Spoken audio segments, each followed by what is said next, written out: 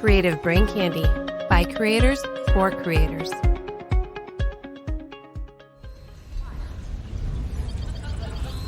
You look like you've discovered something. 187 days. Since the ring was formed? 187 days, 16 hours, 53 minutes. And in that time, we've detected no radiation, no signals, no emissions of any kind. What about the Martians? Their probes are better than ours. Have you compared notes? We are friends now, you know. They corroborate all our findings. You know, when the protomolecule first came off Venus, it looked like a squid to me, and it's behaved like a virus in the past. Do you think it might have been alive in some way? A life form? Yeah. Aren't you part of the godly contingent? No, I came here in a spaceship, not the wings of an angel. I'm able to appreciate the difference.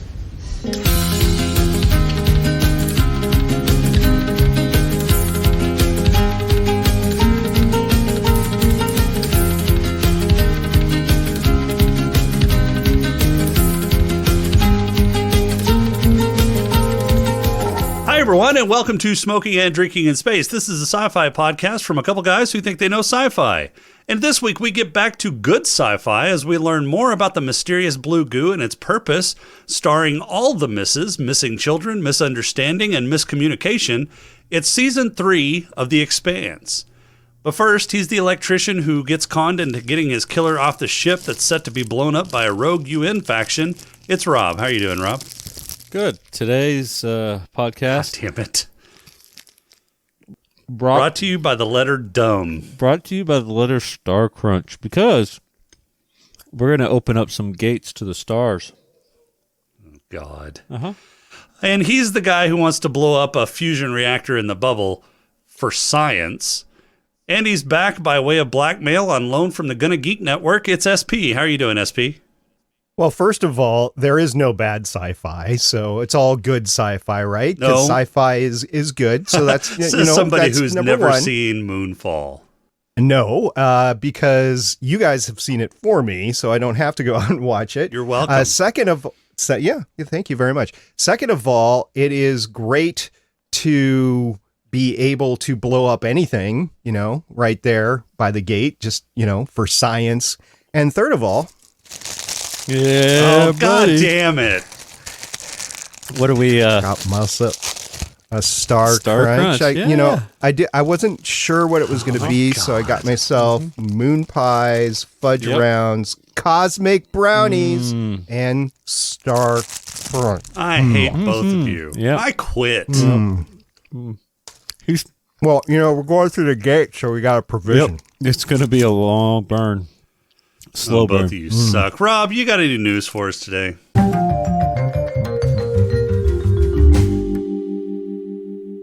I do.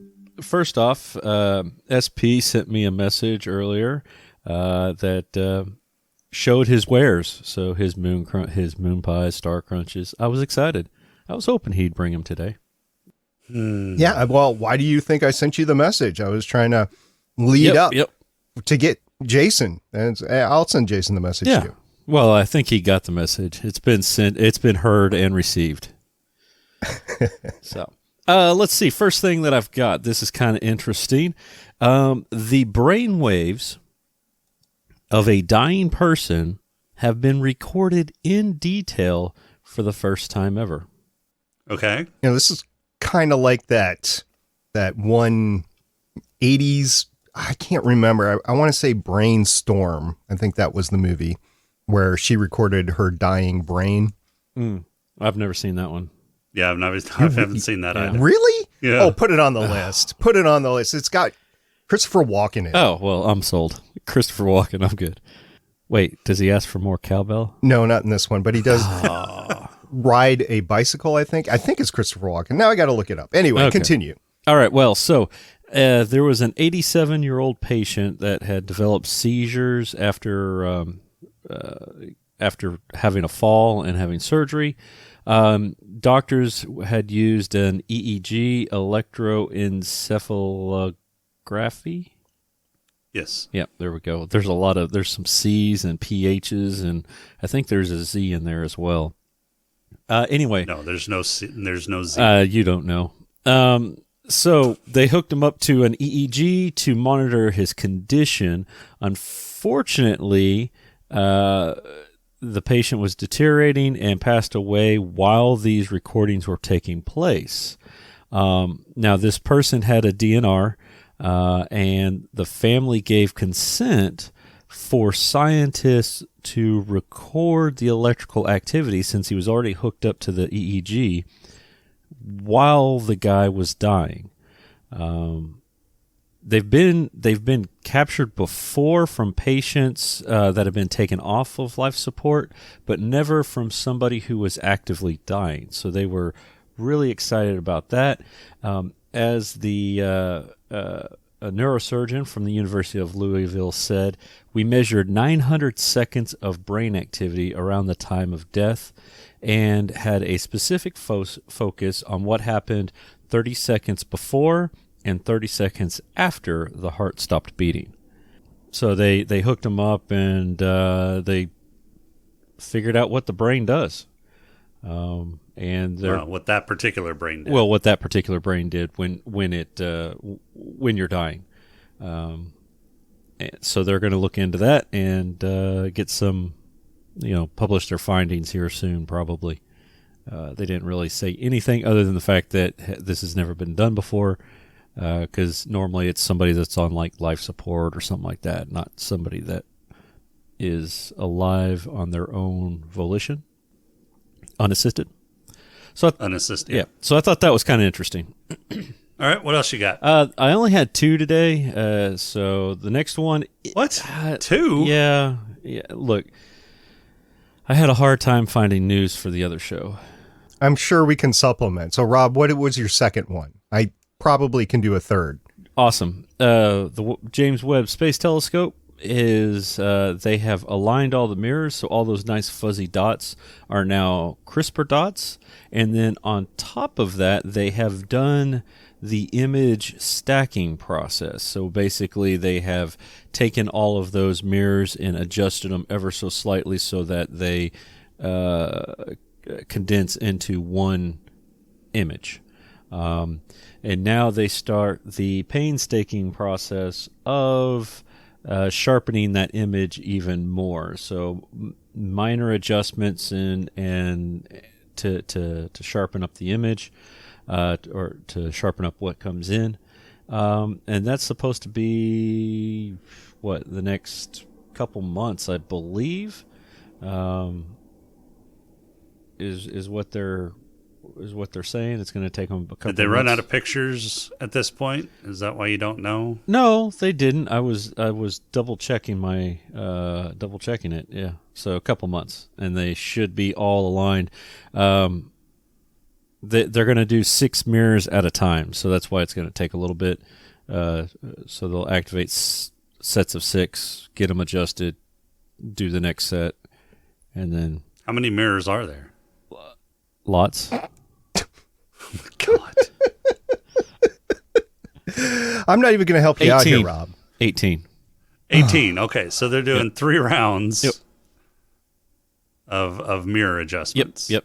To get it all nice and stacked up. Yep. 18 mirrors. Oh my gosh. Lots of mirrors. That's a lot. That's a lot. Uh-huh. Yeah. No, we don't need the James Webb. You just, take Rob's phone into orbit, and you point it in directions, take pictures, and that's how you get only if we can send Rob with it. give me a supply of Star Crunches, fudge rounds, moon pies, and done. You know what? Cosmic brownies. Throw some cosmic brownies in there. Thanks, SP. I need to get those on whatever my you want list. Yeah, we'll get them for next time because we'll need them for next time. Yep. Well, I haven't even gotten into the oatmeal cream pies yet, so. Yeah. All right, so for a third news story, we can easily go with the fact that the SLS is targeting a mid-March stacking and full test. So the SLS is part of the Artemis program and is going to launch the next set of astronauts to the moon. Is it, though? Yeah. I mean, they've delayed this for how many times now? Yeah. It'll probably be delayed again, to be honest with you. Again, but the key is that they're stepping forward. Starship also had a show and tell event, basically. Elon Musk had a show and tell event, and they stacked the full big Starship again, and they're getting ready as well. But the problem with Starship is they have to pass that environmental impact statement, and they are on pause now until the end of March. It was supposed to be end of February. They're now end of March, slipping another month because there were so many comments. And I think that's actually a good thing, because it means the process is working. It means there were a lot of people on both sides that gave statements for the impact. Now they have to sort through that and either, give it the certification it needs or not. Also, continuing on the thread, SpaceX is creating another Starship launch facility at Kennedy Space Center. So if Boca Chica doesn't work out for them, they can then go to Florida and do things there. Also, they have the 2 converted oil drilling platforms that they were going to convert into launch platforms. So Starship has for many Starship? paths forward. Yep, for Starship. I knew they were I talking don't know about putting the Falcons on there. Or I don't know what kind of environmental impact they're going to have down in Boca Chica. There's nothing down there but scrub brush and prairie mice. So there was some concerns about wildlife and some endangered species, and there was also some concerns from the current residents and the impact that it was having on them. Well, yeah, I could see that. I can imagine the noise around there, but there weren't that many people down in Boca Chica to begin with. SpaceX has bought a lot of the properties up, but there are people that simply won't, and the current government down there, I don't know if it's the state government or the local government, refused to do eminent domain on all the properties. So it's kind of a Mexican standoff sort of speak right now on the property and the environmental impact. Yeah, no pun intended, since they're literally across the border from Mexico. Yeah, right. All right. Well, let's hear from a quick sponsor real quick, or one of the other podcasts on the net. Sponsored now? No. Nobody wants to sponsor this show. That's unfortunate. Nobody wants to give money to us to keep us going. Absolutely not. All right, so let's hear from another show from the podcast. Hey everyone, I'm John. I'm Andrew. And I'm Kevin. And we are the Video Game Lounge Podcast. What are you guys doing? You're supposed to do it together, Kevin. Title of your 6-2. All right, yes, this is the Video Game Lounge Podcast. Podcast not here for notes and news, but to talk games and drink brews. Join us every other Monday, where we talk about what you're drinking, what you're playing, and most importantly, each episode we discuss games of past, present, and the involvement it may or may not have influenced us. Oh, that was quick. That's what she said. Got 'em. All right, definitely check them out on creativebraincandy.com. They're good. Go check them out. Who's ready for a pod crawl? Sure, why not? All right, let's do this.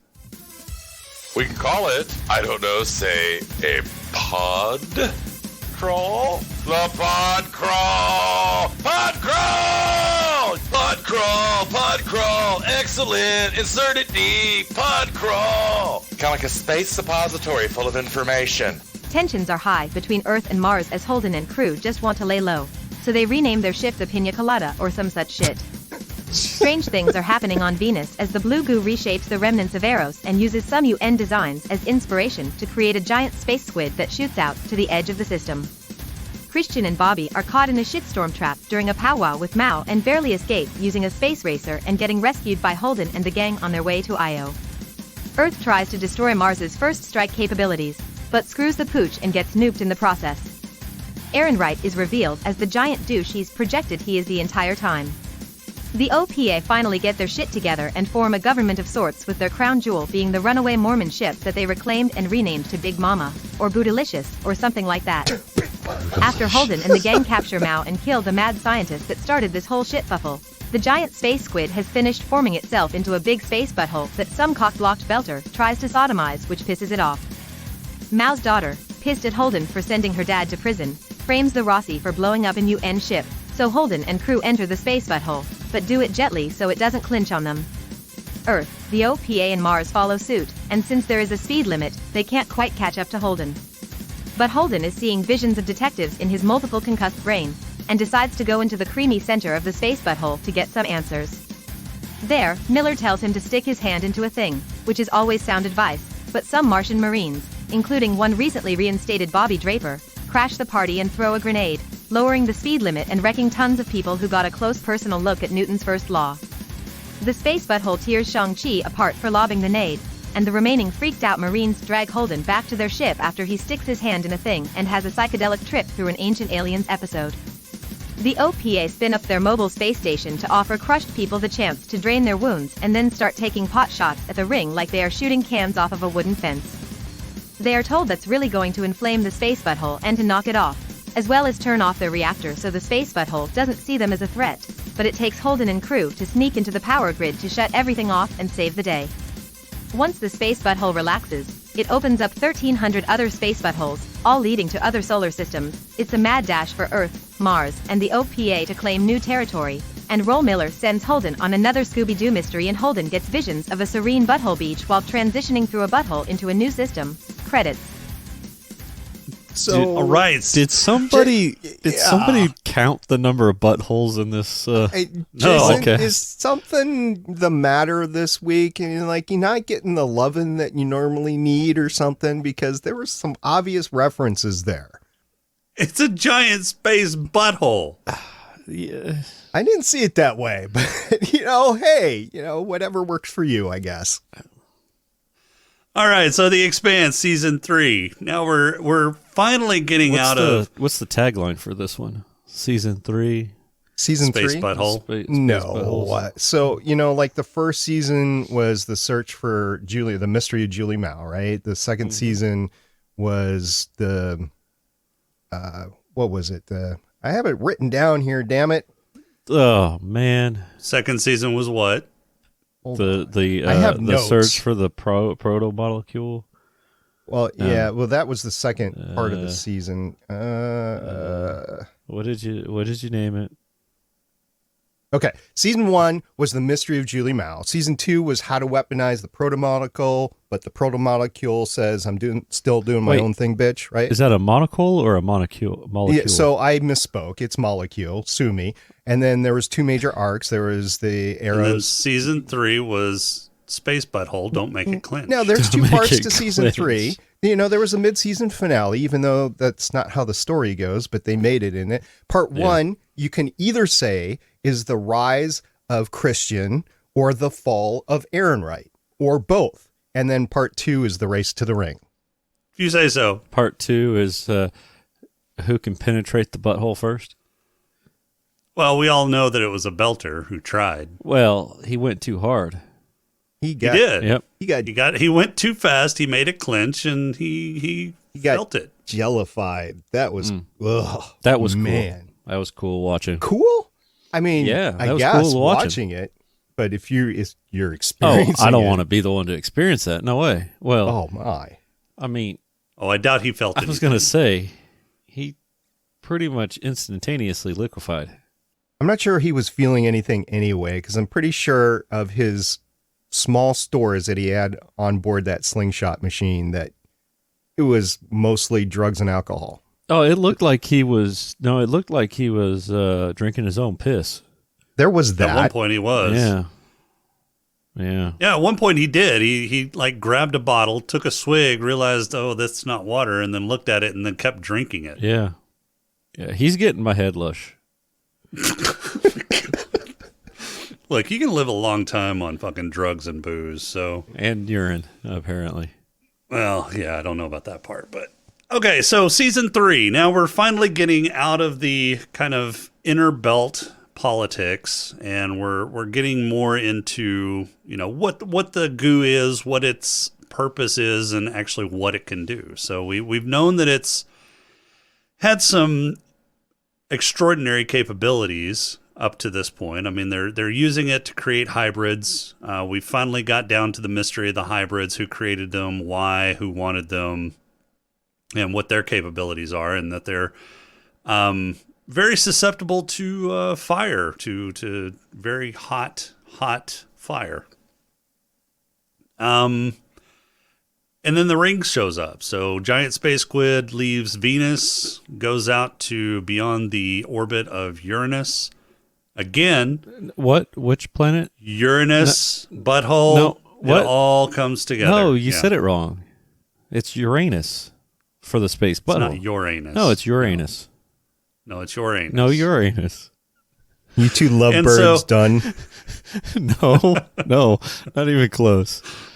And so it creates the giant space butthole, and everybody wants to go into the giant space butthole. All right, you know what? We need to preface this. We'll have to put this in the show notes or something. We used to have Crowley Bingo. We need somebody to tell us how many times we have said butthole. I'm not counting. In this movie. I haven't either in this episode. I won't. Yeah. Don't depend on me here. No. No. Well, normally we can thank Star-Lord for things like that. He tends to count for us. Okay. Yeah. Well, because Star-Lord knows how to count. He does. Past 5, 10. I've got 2 hands, 5 fingers. I won't say that everybody wants to go into the ring. They reluctantly went into the ring. The Martians went in. Well, Holden goes in. Holden goes in and the Martians go in to chase after him. Right. Holden goes in because it's the only way out of the torpedo that's been, or missile or whatever it is, that's been lobbed at them. And then the Martians go after him because, well, they don't want him to get away. And then everybody else is like, well, they went in, so let's go in too. And so they go in and they experience the whole speed limit thing that Holden puts together because Miller says to him some crazy stuff. I love the way Miller is talking back and forth with Holden because he can talk at such high levels because it's not really Holden. It's it's not really Miller. It's the protomolecule. It's the sphere. It's some entity or combination of entities or whatever. We don't exactly know at this point, but we know it's all that's connected. A good question, and I want to get to that if we don't get to it right now. But I've got a question about that. But keep going. Sorry. Yeah. So the funny part is that Miller is talking at this level that's way above Holden, and Holden's like, "What? Oh, so doors and corners. Okay, so let's just go with that." And Miller has to dumb down what he's trying to talk to him and talk to him in code using the experiences that Miller's brain brought to the protomolecule.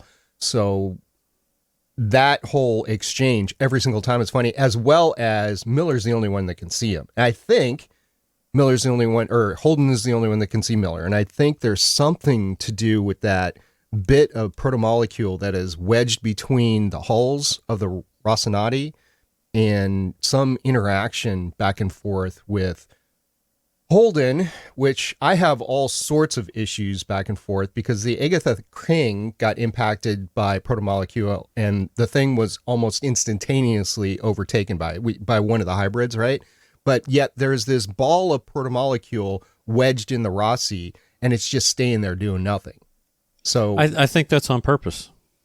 So you have this whole, he's the detective, right? So the protomolecule was designed to build this ring, connect to whatever ring space, and then phone home for the next instructions, right? So, but as we learn in this one, there is no home. Nobody's answering the door. And so it builds the detective.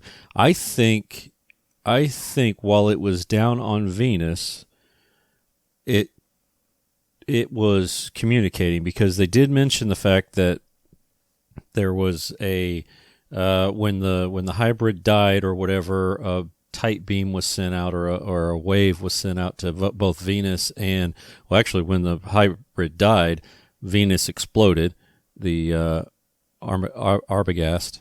And then sent a thing to the other hybrids that were on Io. I think I think at that point, it was trying to phone home at that point, also trying to figure out what's going on. Or even when it made the ring, it was trying to figure out what's going on. And I think it was on purpose that it just left it there as a conduit of sorts. Maybe. So, SP mentioned this before. He says that you said that you didn't think it was Miller. You thought it was just the protomolecule giving Holden a familiar face to talk to. Yeah, I think so. I kind of think it's a little bit different than that. I think when Miller and Julie were on Eros and crashed it into Venus, I think something happened. So Julie was definitely bonded with the protomolecule at that point because she was controlling the ship. And I think the bond between her and Miller kind of imprinted on the proto-molecule at that point. So I think there was some Miller in there whenever the proto-molecule was communicating with Holden. You just said imprinted. Is it imprinted, or is it their soul, their essence? Well, I mean, call it what you will. It all boils down to the same thing. There's somehow a piece of Miller that still lives on in the proto-molecule. Either it's his consciousness that's imprinted on the proto-molecule, whether you call that the soul or whatever. There's something that the proto-molecule picked up from his interaction with the proto-molecule through Julie that it was able to utilize, and so it was still kind of Miller that was talking to Holden at that point. It's so very Arthur C. Clarke-ish with 2001, right? Because you have the construct, or whatever they called it, the obelisk, or whatever, and it was a machine onto its own, and you had people that were absorbed by it. Basically, even Hal was absorbed by it and was in there in the construct. And I have always not known for sure whether it's them or whether it's, as you said, an imprint of them that is in there. But it's very similar either way for it with Miller and the proto-molecule, and in my opinion, and with 2001 and that whole thing. I mean, you have to go farther into 2001. Yes, 2001 has some of it in it. 2010 has some more of it in it. And then 2061 has even more in it that makes a heck of a lot of sense. So, yeah, I never made it to 2061. Oh, 2061 is my favorite out of the three for sure. 3001 is a little bit difficult to understand because you're 1,000 years in the future, and it was deliberately meant to be a little mind-bending of the whole thing. Anyway, the relationship that Holden has with Miller is interesting because they weren't really friends. They were with each other for maybe a couple of weeks, and they had a lot of arguments. So it wasn't like they were best buds or anything. To us, watching the show or reading the books, you're like, these are my two favorite characters. They're the stars of their own shows. They get together, do that great crossover, and I love it.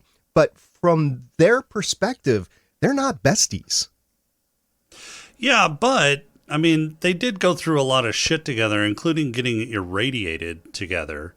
And they did have exposure in that irradiated room together with the proto-molecule. So it may have been something with that kind of shared irradiation with proto-molecule, something that kind of primed Miller to be able to bond or communicate with Julie and the proto-molecule.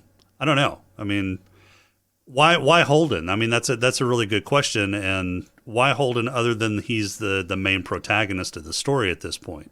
Yeah, he's always seems to be right there whenever crap goes down, just like Rob. He's always there when crap's going down. Yeah, but it's usually a good thing when Holden's there. It's always a bad thing when Rob's there. Well, here's a good question. Is Holden a good leader? I think so. Most of the time. He's definitely the reluctant leader trope. I don't know if he's a good leader or if he's just there, the one making the decisions when stuff happens. Arguably, that's a good leader, but I don't know. What do you consider a good leader then? What attributes would make a good leader to you? Well, leadership itself is the art to make people do what they wouldn't normally do. I mean, through whatever means, usually, you know, in leadership school, they teach you it's for good, you would want to think for yourself. You want to be objective. You wouldn't want to be a robot about receiving instructions and just executing them. So you have to approach it with a certain amount of critical thinking, which for the most part, I can't fault him for any mistakes he's made along the way, because this is a whole new territory. He's never trained for this. He's never wanted it. He's just wanted to get into the back walls of society and do nothing. I mean, there is a backstory to why he was on the cant to begin with, but we haven't seen it yet in the series. And we've heard bits and pieces, though. We have. There's a little bit more to it, though. But anyway, I think I would consider him to be a good leader because he's making the decisions for the benefit of everybody as he sees. And at the end of this season, which is, as I said before, the first 3 seasons really set up the real story that we're going to go through here, right? He gets to the point at the end of the season where he enables it. Like, okay, everybody needs to shut down their drive, and we're going to do that. Ashford, I won't fault him at all. He was going with the best information that he had on him, and he really believed that Holden was a madman, and he ends up wanting to shoot him at the end, right? But then Clarissa steps in and saves him because she's thinking in her head, is one act of goodness going to make up for all the badness that happened in her life? I think she said something like that near the end, right? And she decides to make that decision.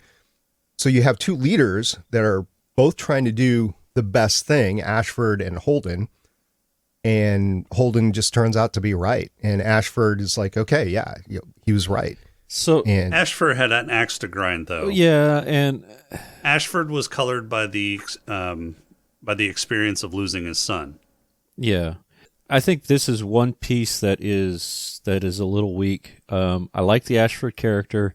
I like what they did with him later. But when they brought him in, this was a little on the weak side.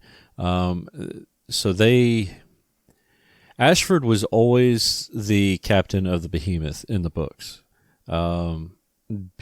because they wanted a Belter to be in charge of the Belter. Drummer is a show-only character. Drummer doesn't exist in the books. Oh, really? Correct. Yeah. So Drummer is. She's one of the best characters in the show. Yeah, she's good. So she's an agglomeration of a couple characters put together. One of those characters is who we actually see later is Bull. So we've seen Bull, and we'll see him in the next season. He's an Earther. In the book, he was supposed to be the captain. Fred wanted him to be the captain, but then it was decided, nope, let's do a Belter for optics. And Bull ends up being the XO/security, head of security.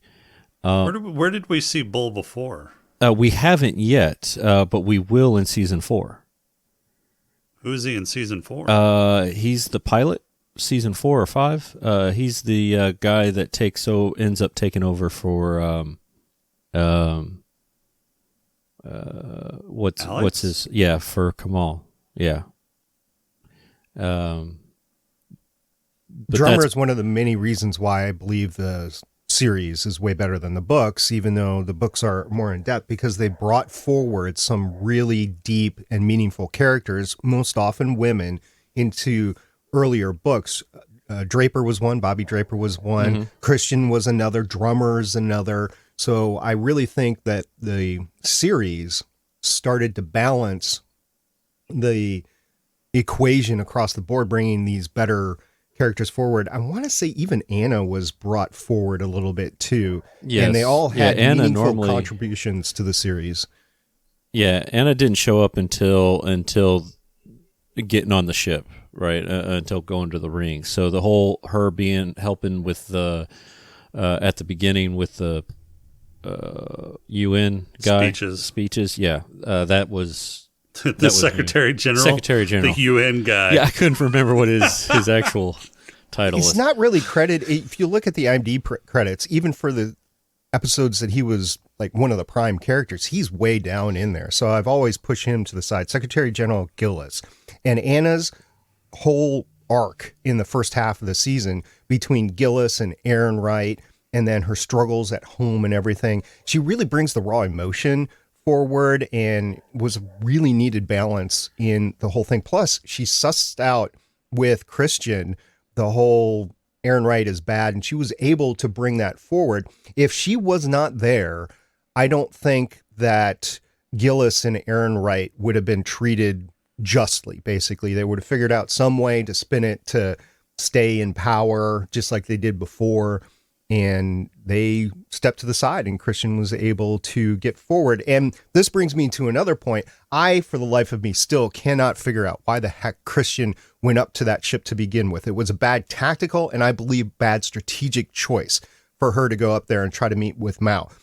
Ultimately, yeah, that did seem kind of out of character for her. Yeah, ultimately it turned into a grand slam home run because she was able to be up there. She was able to get the information to everybody else through the transmission from Ehrenreich, and she was able to successfully capture Mao through Holden. So she wins across the board by doing it. But before going up to the ship, there is absolutely no reason for her to go up there, and every reason for her to stay back on Earth's surface. So, and I believe in the books, she was forced to go up there by Ehrenreich. Mao said, "Hey, I'm going to turn myself in." Blah blah blah, and Ehrenreich was trying to kill two birds with one stone. I think, if I remember correctly, that's Ehrenreich sent her up there, and she was suspicious of him to begin with. But you can't go against what your boss says. It does lead to one of the best statements in the entire series, in my opinion. Hit your tits and pucker up. We're going to light it off, or whatever it was. I love that saying. I wish I could remember it word for word, but that it was like in the first episode too, right, of the whole series here, or the season here. It was great. Draper has no qualms dealing with Christian at her level, right? At the sailor swearing level. The two of them are a perfect match. I love it. Political intrigue aside, so like the first half of the season was basically a closure to a lot of the political intrigue that we'd seen in the first two seasons. Christian fleshes out Ehrenreich. Gillis sees Ehrenreich finally for actually who he is through Anna, and eventually Gillis has to resign just because he's let this shitstorm happen under his watch for who knows how long now. He didn't take any responsibility. No. And that's even after he got his own fucking planet nuked by trying to take out Mars's first strike capabilities. I mean, Anna is stretching to find the good man in him, and he shoots back with, this is great. We can just blame it on Ehrenreich. This is all great. It's not my problem at all. Typically a politician trying to survive to the next election and to stay in power. And Anna's like, oh no, you're going to, I think she made the decision right there to do whatever she was going to do in order to make him resign. Because I think he wouldn't have resigned if it wasn't for Anna. Yeah. And I think Anna had finally saw inside of herself her major flaw. And she even kind of called it out in the show that, one of her major flaws is vanity. She was vain enough to think that she could change people. She thought that she could change Gillis, even after he burned her the first time, whenever she got him into power. She thought that she could come in and change him and make him be a good politician instead of the shit heel that he actually was. And she did the same thing for, or when she confronted Clarissa Mao. She said that she spared Clarissa's life because she thought she was above the revenge that she really wanted to exact upon Clarissa, and she finally saw that as vanity in herself. So it was a reckoning for Anna too. So there's a lot of great characters that they introduced into this show. Every single character is flawed. It is a great show because it plays off their flaws, and the characters that are trying to do good, you see that in the characters that are evil or are just playing into what their experiences are. Like for the first half of the season, I would say there's 4 main bad guys. You got Dr. Strickland, who he's just an unethical scientist, and he never relents from that. You've got Ehrenreich. You've got Admiral Wynn, who I was thinking the first time I watched this, I was thinking he's just definitely a bad guy. But then you hear the story that he watched 28 of his friends in a formative year of his service, they died because of a blockade or something like that. I can't remember the exact thing, but he just turned into, I'm going to kill any Martian that I ever see because I hate them. And he wants this hybrid weapon in order to do it. So whether you want to call him bad or not, and then Sec Gen Gillis for the same reason, he just wants to survive. So you got those four characters, and then you got Melba, is some kind of, well, I don't know if they ever went through it in the show, some kind of weaponized human being that she became, was able to tap into her adrenaline or something like that. She had implants. She has implants that give her more adrenaline and that kind of stuff. Endocrine implants. Yeah. Okay. And then a lot she more was than able, that, but yeah. Yeah, and then she was able to turn that. So those are like the 5 like really bad people. That I wouldn't say there's anybody that's really bad in the second part of the season. I mean, you might want to say Clarissa. I mean, she was bent on killing Holden. And you know what? When like I was saying before, whenever there's something bad happening, Holden is there. If you're looking on the outside in at Holden, you're like, I don't want Holden to come to my town. I don't want Holden to come anywhere near my planet because something's going to happen. Yeah. Yeah. But I think she turned a leaf when they were both in the same cell there at the That was so ironic. That was great. Hey, I'm Jim. How are you? Yeah. Right. Like, oh, yeah. Man. Yeah. Oh, I'm doing great. I'm the person that's been trying to kill you for months now. Yeah. Yeah. I almost murdered your entire crew because you weren't there. Yeah. Talking about that, and it's when Monica said that Cohen was dead, I was like, oh my gosh, that is so good. Because I hated Cohen. He was the cameraman, Monica's cameraman. Yeah. Yeah. I'm like, he was somebody that I just wanted to hate because even when he was caught, he's like, oh, I didn't know. You knew exactly what you were doing, dude. Yeah. Well, yeah, he was like that corporate spy in season 2. Yeah. Just doing what he was told to do, but was fully aware of what he was doing. You just wanted to see him get punched in the face a lot. Repeatedly. And we never saw it, but it was really funny when Alex sent him out. Yeah, I was just going to send him alone, but he's blind and only could see with his hands, so I sent her with him. Yeah. Yeah, he's got gloves on. He can't see. Yeah. Or not Alec Amos, but yeah. At least Amos is practical about it, right? Yeah, and Holden's like, I wish you would. It's okay. I wish you would have talked to me about it beforehand, though. So I think Holden comes from a good place on all the decisions that he's made. He's definitely the reluctant leader trope. He does have leadership training. I mean, he was a naval officer in the UN Navy for a while. He was trained in that.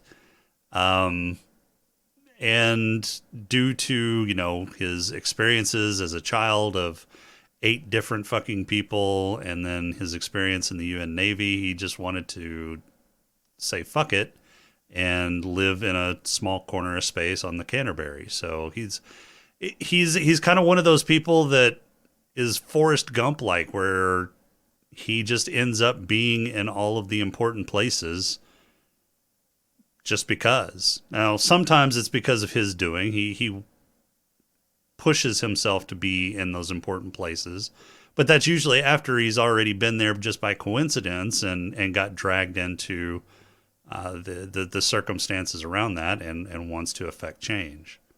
So a couple of cool things that I noticed from this whole thing. First of all, when Ashford and Drummer were pinned, the song that they were singing, did you guys know that was the opening intro melody? No. Is it? I didn't recognize that. No, I didn't either. Somebody told me a couple of years ago, and then I backed it up, and then I forget the words to the song, but in the closed captioning in the intro, it says some Norwegian that's doing opera-like singing or something like that. But the belters, Ashford and Drummer, were singing the song, to stay awake, to stay alert. And it was the same melody as the intro, was the Expanse song. So I thought that was pretty neat. Yeah, I didn't recognize that at all. And then also, this was the season where this was canceled by Sci-Fi and it was picked up by Amazon, and it all happened mid-season. It was like between episodes 5 and 8, somewhere in there, I think, May, June of that year of 2018, where Sci-Fi dropped it, but Amazon immediately picked it up and then they were able to bring it forward. Allcom Productions, I believe it is, right? They were able to go forward with the next season off of that. So, and it was all due to either, whoever you believe, Jeff Bezos, the fan campaign, Save the Expanse campaign, Renew the Expanse campaign, whatever the hashtag was back then. But this all happened mid-season. It was after the production was done. But I don't know how the contracts went for the actors, but I believe if that decision wasn't made shortly in that time period, that the contracts for the actors are let go, and then it's almost impossible getting the crew back. So this all happened mid-season. Yeah, that's a really good question, is if Amazon hadn't picked it up, do you think somebody like Netflix would have picked it up? Because this is the whole reason Amazon picked it up was because this was about the time that they were competing really hard with Netflix. Netflix had started before then creating their own original shows. They were like pushing out shows that they had brought from syndication onto their platform. They were actually dropping those. They weren't bringing in as many new movies anymore. It was all Netflix was concentrating on new shows. In fact, they were throwing money and deals at production companies. I mean, if you basically had a thought in your head, they would pay for it and make a show out of it. I don't think Netflix would have picked it up. I agree with Rob. Yeah. They had Lost in Space running at the time. They had whatever that show was with Starbuck. What's her name? Battlestar? Longmire. No, it wasn't Longmire. She did a space show. They ran 2 seasons, started with A. Yeah.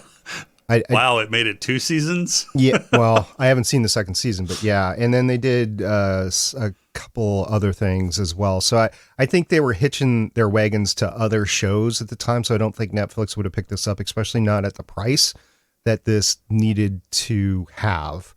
Apple TV... What about Hulu? Yeah, I don't think so, because Hulu was in the throes of ownership changes and turmoil at that time, or plus or minus around that time. So I don't think Hulu, the stakes of who owned Another Hulu. Life. Yeah, Another Life. Thank you very much. I have a research on the fly, I bet, Rob. Yes, right? yes. Okay. I had to start with Starbuck because I couldn't remember her damn name. I was like, it's not Kara Thrace. No, it's Katie Sackhoff. Katie Sackhoff. Yeah. I was about to say Trisha Helfer, but that's 6. Imaginary 6. I think Bobby Draper was this series' Starbuck pretty much, and I think actually Bobby Draper was a better character than Starbuck was for the whole thing. Just my opinion. Anyway, I don't think Hulu would have been it. Maybe Apple TV, but I think they had their deals at the time where they were starting to do pre-production on Foundation and a couple other series like For All Mankind. So there's only so much money. I know you were saying there's a lot of money thrown around, but there's only so much money that you have. And I don't think at the price that this show was, I don't think anybody wanted to bring it in specifically. I think Amazon was probably its only likely home at the time. I'm so glad that Amazon did bring it up. And then eventually they ran into money problems, and which is why season 6 was only 6 episodes, and they decided to stop. Because I think you said it, Jason, that they just ran out of money. They couldn't do it right with the money that they had. Yeah. Yeah, that's the main onus, or the reason that they gave as far as, canceling the season when they did. And besides, from what I understand, the book after where they stopped takes place like 30 years later, so it would have been a major shift. Yeah, there's a big time jump. Tone and environment anyway, so... And then the other thing that I want to talk about the infrastructure behind the show is Sci-Fi moved the show from 9 to 10 p.m. And that definitely allowed for more F-bombs, we'll just say, on the show. And it didn't air with as many F-bombs as it had. Like when Amos was pouring the milk for the kids, I don't think he said, and when he was seeing the space squid come up, I don't think he said on air, what the fuck. I think he said like, what the hell, or something like that. But obviously, since it's on Amazon now, they could go back to the original dialogue and say, what the fuck? And then Christian just, like season 4, it really manifests itself in season 4, but she is swearing. Everything that comes out of her mouth is basically a swear word. And she was able to do a few of those in this season, which really helped as well. But even the move from 9 to 10 didn't save the show on Sci-Fi. So it was just a losing proposition with Sci-Fi. They tried and they failed. So I'm curious because the show wasn't poorly rated on Sci-Fi. It was only getting about 1 million views. And remember, Sci-Fi didn't have any of the rebroadcast or streaming revenue, so they were literally going off the original. They wanted, what Battlestar Galactica originally got, which I want to say was like 12 million or something like that. They wanted to rekindle that, and that would have made it profitable for them and them their ability to continue it and have it. And honestly, it was the best thing that they had going. So I'm glad that they stuck with it for 3 seasons, but they needed more than 1 million views per live, or within, I think they even stretched it to within the first 7 days, and it was only 1 million. Was it that little? Yeah. Interesting. I want to see the ratings at the time. Yeah, I want to see how it did compared to other shows that they had. Well, and let's see, season 3. Yeah, you're right. Average viewers were like 600,000. And other shows that they had were far, far less money than this was, largely because. But I mean, yeah, even then, it actually aired at 9 on Wednesdays for season 3, and they moved it. Was airing at. They moved it mid-season. It was airing to 10. At 10 on Mondays and Tuesdays the first season. It aired at 10 on Wednesdays the second season, and then it says here it aired at 9 on the Wednesdays at the third season. Oh, what time zone is that though? Probably Eastern. It would have been Eastern. Yeah, okay. Yeah, that was Eastern. So it actually did a little bit better than it did in season 2, and not quite as good as it did in season 3. But it was never, higher than 1 million viewers in any of the 3 seasons that it ran. So I guess they were hoping it would be higher than what it was in the 3 seasons. Yeah, and it makes you wonder, like, what the other big broadcast or big streaming series that are on right now, such as Lost in Space or Foundation or any of the really big sci-fi shows right now, how they can stay in there with how many viewers that they have. And none of these streaming services release the streaming numbers for any of their their stuff. So you don't know. I think the only reason Disney Plus released it for Black Widow is because they were trying to add it into the total box office number and say, hey, look, this is really a success. But they haven't done it outside of Black Widow that I know of. And to be honest with you, I doubt their numbers because I don't know how it's being counted, how the Black Widow numbers were counted. I hate to be the pessimist there, but I think they were inflated. But it's difficult to say. Anyway, the series at 1 million is Foundation 1 million. And then how many people turn on Apple TV specifically to see one series, or how many people get Hulu to see one series? Paramount Plus, how many people tune into that to see the latest Star Trek season and then they shut it off? I know there's some, but I don't know if that's really a lot. And I don't know if that's enough for them to keep the lights on and produce great shows. I am simply unaware of the back deals that happen with these streaming services. So Amazon is a good example of a company that is more than just the video, and they can bring more resources to bear just to be a loss leader. And you might consider The Expanse to be a loss leader just because Amazon's such a big company. Apple, I guess, is another big company that can do it with Apple TV.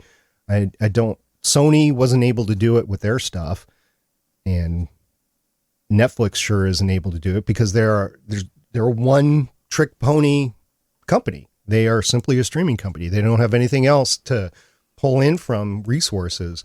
They have to live within their means. They're still pushing a ton of Netflix originals. But at what production amount? Is it enough to produce a series like The Expanse? Oh, they got Stranger Things season 3. Stranger Things is largely shot in practical sets. There's a lot less money that goes into it than all the FX that went into The Expanse.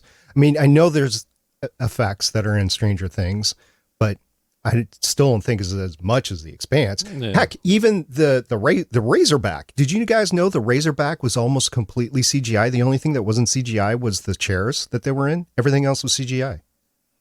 No, they did a really good job with the CGI on that. Well, so the bridge isn't CGI entirely, but everything that's on the screens and all that kind of stuff, yeah. I mean, yeah, the outsides of the ships whenever they're in space, I knew all that was. Well, but even if the interior was, then they did a really good job. Yeah, the entire interior of the Razorback was CGI, other than the chairs. But so HBO is another one that does just shows, and they've got pretty large budgets for some of their shows. So, what is it that they've got a sci-fi show that's in season 2 right now, and I haven't seen it. Oh, something of the Wolf or Raised by Wolves. Yeah. Raised by Wolves. I mean, that's a hugely CGI. The difference with HBO is they've had huge success and they have decades of subscribers that they can pull from. There are people that if they don't get any other Prime channel, they just get HBO. And then HBO switched to a streaming service with HBO Max. But it's still capable of getting it with broadcast or cable packages or satellite packages, streaming packages like YouTube TV. You can get it that way. Not so much with the others, not in the traditional sense anyway. So HBO has a little bit more in its coffers, and as long as they continue to bring forth good content, you're going to keep those subscribers. I mean, I've kept my HBO subscription. I'm cutting the cord here in about a month. I've made all the preparations to do it, but I will keep HBO Max with either a direct subscription or through YouTube TV if I go that way. So I'm going to keep HBO Max just because I value it, but a lot of other people do the same thing. So they're able to bring forward the, what was the big mobster thing that the Sopranos, Sopranos, yeah. They've got the, what was that other Westworld? There's a couple other big ones that they've had. The key marquee series. Game and HBO of is just Thrones? known for it. Maybe, yeah, Game of Thrones. Maybe you That's what I heard was of that thinking one? of. I did, but I left it. The last Game of Thrones episode that I watched was Band of Brothers. The Battle of the Bastards was the last episode that I watched, and then I just got out of it. It wasn't for me. I didn't want to see every single character dead, and from what I heard, it was a good thing that I got out. But anyway, yep, okay. The Battle of the Bastards, that was the last one? I mean, you only had 1 or 2 episodes left? No, there was 2 or 3 seasons after that. No, the Battle of the Bastards didn't happen until the very last season, just when they were, spoiler alert, when they were sacking King's Landing. Battle of the Bastards is the 9th and penultimate episode of the 6th season. Yeah. Oh, that was yeah. Huh? 6th season was the last season. All right. Well, that's when I got out. I didn't want to go any further. Oh, you didn't watch the last episode? Well, you're not missing much. You would have been really disappointed. So. Well, didn't it go 7 seasons? Look, this isn't Satif, okay? It's not smoking and drinking in fantasy. Man. It went 8 seasons. Yeah, there was another 2 seasons after I got out. Did Jason watch all of the seasons? Was Jason not drunk when he was watching all the seasons? Battle of the Bastards was when King's Landing was falling down around their heads. Yeah. Because that was when the Hound and the Mountain fought. They were fighting on a staircase for the most part. I think so, yeah. I mean, it was an epic episode to watch. I'm glad that it was the last one. I didn't leave on a sour note. I knew it was going to leave the series at some point, and that was the one. I was like, okay, this is a high note. This is a high note. This is probably the highest note that I'm going to get at this point in the series, and I'm out after this. So, yeah, I left. Anyway, the point is, I don't think that anyone else, to answer your original question, could have taken The Expanse other than Amazon. And I'm glad that they did. And I'm glad that it kind of paved the way for other epic space sci-fi series like Foundation on Apple TV, and Amazon continues to look into other series as well. Can we talk about the CGI? Yeah, so I was actually going to bring that up. I really liked when Tilly died or was dying and she was tearing up. I really liked how they did they pooled the zero G tears. I was like, man, that looks good. Now, I mean, their CGI always looks good, but I thought that was impressive. There was a bunch of just awesome stuff. So obviously it was mostly CGI, but you had Naomi's skiff, and when the control panel was blowing up and that fire, and it was just happening so slow that she was able to get her bucket on and open the door and everything. But you saw the flame, the explosion bubbling up towards her the entire time. That was pretty cool. I already talked about the Razorback interior being 100% CGI. The Bobby Draper's spacewalk on the outside of the yacht just to open the bulkheads, that was pretty awesome. One of the flakier CGI moments, but that was pretty awesome because I don't necessarily think that she would have had enough strength or magnetism in her suit to pull it off, but maybe, I don't know, she modified her suit, right? You had when the UN strike was against the Martian stealth platforms, and I want to take a little diversion right here. I have a quabble. So you have a strike coming at Earth. You don't need a nuke, by the way. If you have something moving that fast with that much velocity and that much momentum, that alone is going to destroy 2 million people and a great part of the continent. You don't need a nuke to go along with it. Well, that's if you can get it down to the ground before it blows or burns up in the atmosphere. That's the quabble that I had with that nuke coming down. I mean, it would have had to have decelerated hard before it hit the atmosphere. Otherwise, it would have burned up in the atmosphere. Yeah, we don't know what kind of magical metals they have on their skin to do that. But yeah, they got nuke tech. Hey. Nuke tech. Anti-fire tech. Anti-heat shields. Anti-heat shields? Heat shields. So they heat up? Yeah. That cargo for bay. Heat and you have I just want to say I feel bad for the Rocinante's cargo bay because man, it gets torn up every season. Yeah, it gets dicked up a lot. It gets dicked up, and I also want to say that I am glad that they have confirmed that the Expanse happened in the MCU universe. Because how so? Because they had Shang-Chi as a Martian. Oh, that's right. Yeah. You didn't catch that in the podcast? I did, but I wrote it down, and I figured I would say it. You know, I don't know. I had to actually look that up because I saw him, and I was like, no, that's not I did Shang-Chi, too. I did too. I was like, that's Simu Liu. Yeah, is that really? Yeah, you had to look. Yeah, it sure was. Yeah. Well, you had the commander of the UN. He was is pretty noted actor in other sci-fi series, including I want to say Continuum and Killjoys.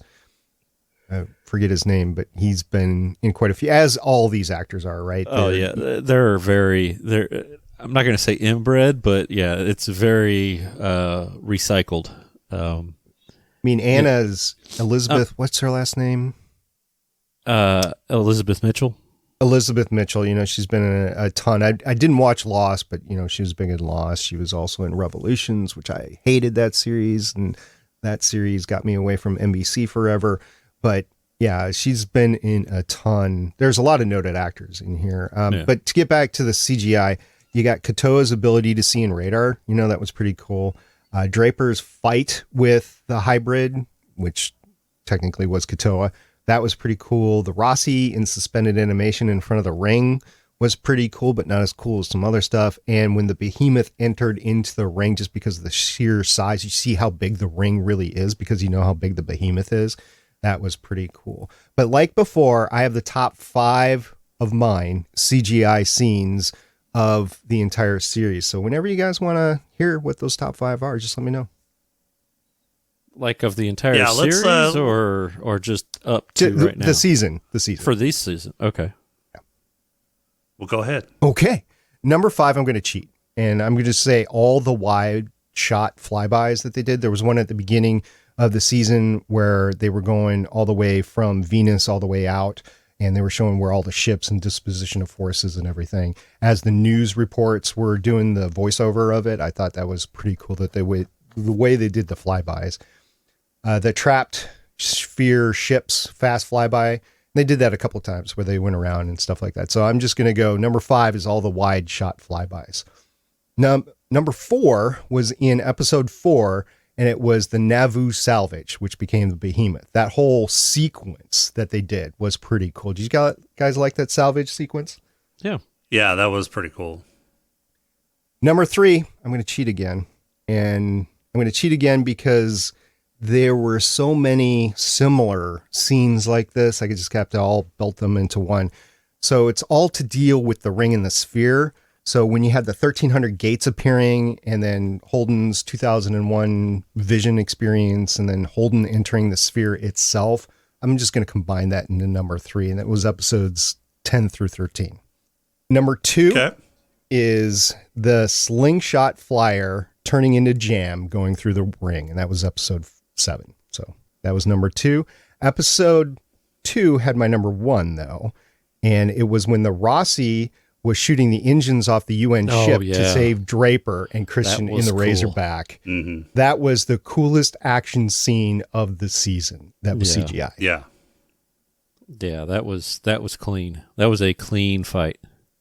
All right, so just to clarify, when you said Battle of Bastards, for some reason, I thought Clegane Bowl. Clegane Bowl. Okay. I don't know what you're talking about. The Clegane brothers, the Mountain fought the Hound in the very last season. So that's what I was thinking. Yeah, the Battle of the Bastards when Jon Snow fights Ramsay's army, wasn't it? Yep. Yeah. Yeah. That happened in season 6. Okay. I don't know why I got those two conflated, but you said Battle of Bastards and no, you were wrong. The Hound and the Mountain. You were wrong. He's not going to admit it. But He won't. Shut up, Rob. Because if he admits it, it means I have to put in the music. Shut up, Rob. I'll put the music in anyway. All right. This season we saw the return probably for the last time of Florence Favre, however you say her last name. It's French, right? She plays Julie Mao. You had that flashback scene to the Mao mansion with Clarissa. Yeah. I'm pretty sure this is the last time we're going to see Julie Mao. Yeah, I don't remember seeing her in any of the other seasons. So, yeah, and this she's season only brings involved up till this season. Yeah, and this season saw my second favorite character come on. Bobby Draper is my number 1. My second favorite is Monica Stewart because Anna Hopkins. I have to tell you guys, I communicate with her from time to time ever since we interviewed her on Voices of Defiance, and I just have to say she's my second favorite character. And who does she play? Monica. She played, the reporter, Monica. Oh, okay, gotcha. Yeah, she was in Defiance. She was in some episodes of Flash and Arrow as Samantha Carter. What's his name? Green Arrow's son's mother. She's in an episode of Dark Matter, Killjoys, and several other, like a horror show. I forget what that is. But yeah, she's been in a lot of stuff since her debut on Defiance in 2014. Gotcha. All right. Rob, you got a haiku for us this week?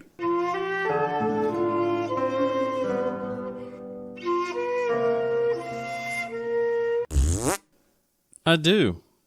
This one is titled Sixth Sense. Alien space squid. Too fast in your ass's grass. I see dead people. What the fuck does that even mean? Well, I couldn't say Holden sees dead people because that didn't fit. So I just said I see dead people. Oh, God. Yeah. Okay. Yeah. Who's got awards? I got a limerick. Oh, you got a limerick.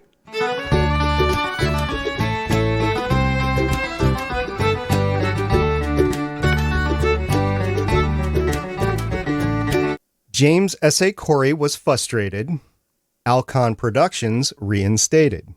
Humanity burled. A gate to each world. Stargate show once again reflated. All right. Who's got awards? Yes, sir.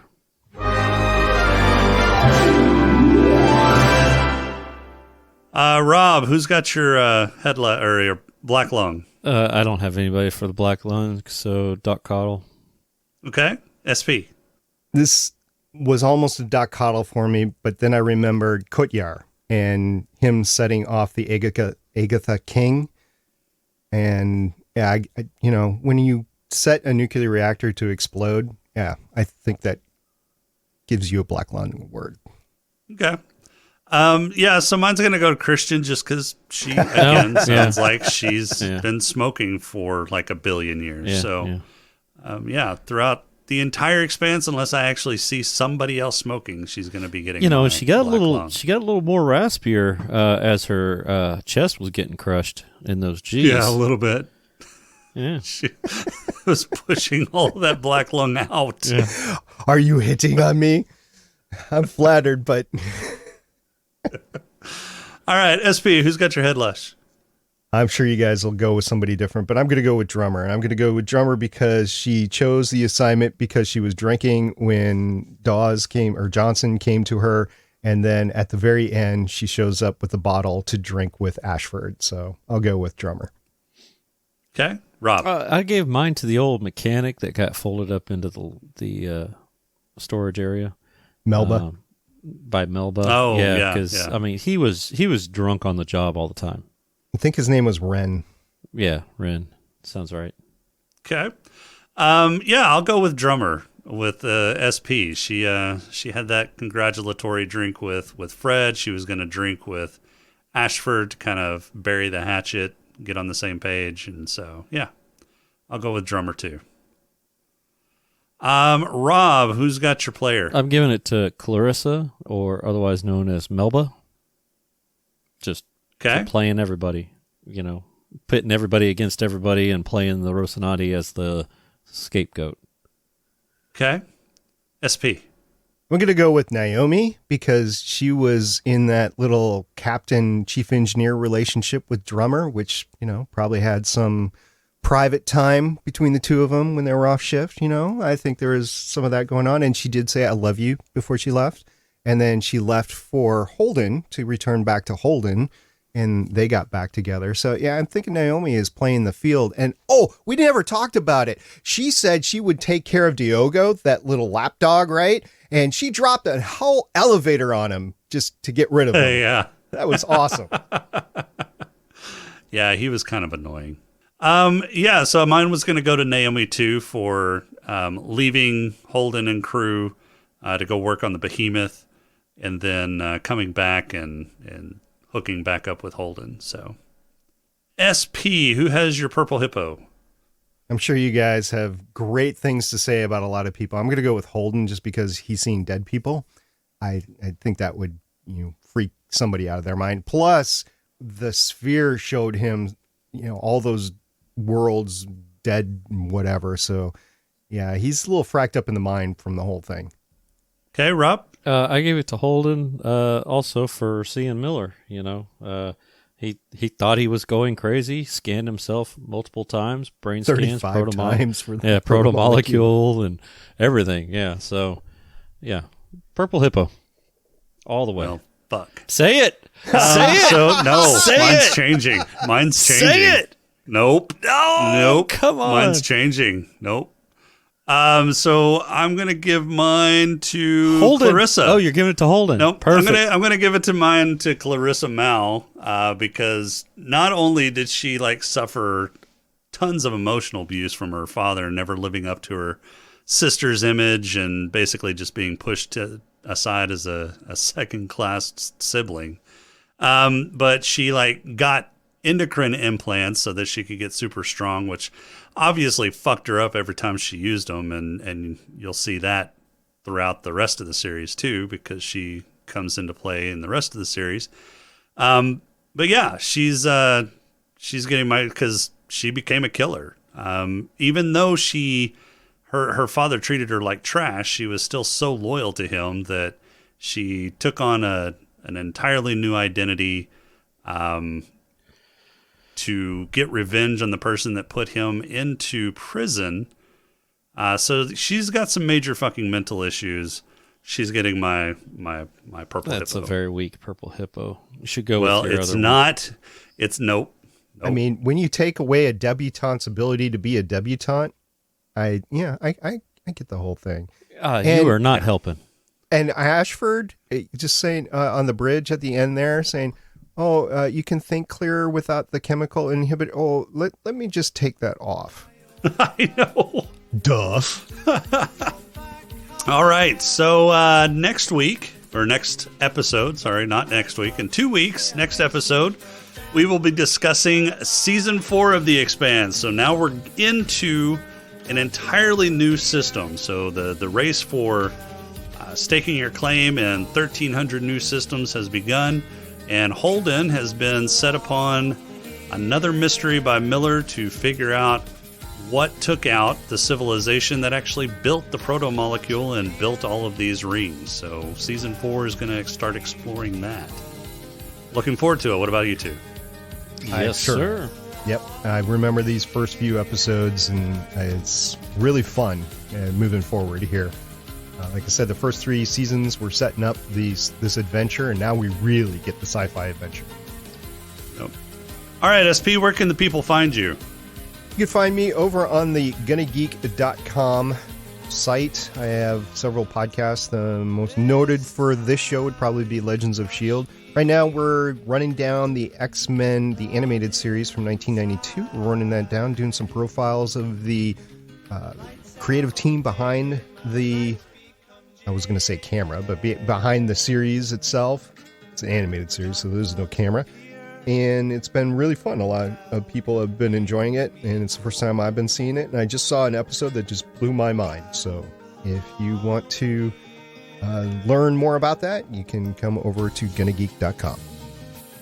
Cool. All right, well, thanks for everything, SP. We'll see you on the next episode. That's all we've got for this episode. Our intro and outro music is Welcome Home by Cambo. Podcrawl music is Snack Mix by Machit. If you like this show, please rate and review us on iTunes. You can leave us feedback on our Discord channel at smokinganddrinkinginspace.com/Discord. On Twitter at status_podcast, or email us at smokinganddrinkinginspace@outlook.com. If you'd like to throw a few nickels our way, you can become a Patreon supporter by going to smokinganddrinkinginspace.com/Patreon. Definitely has make some sure to mental visit issues. Creative Brain Candy for more great shows and other creative works at creativebraincandy.com. For this week, I'm Jason. Yeah. 3-way. It was a 3-way. It was not. It was. It was not. It was. I'm SP. We'll talk to you next week. Bye.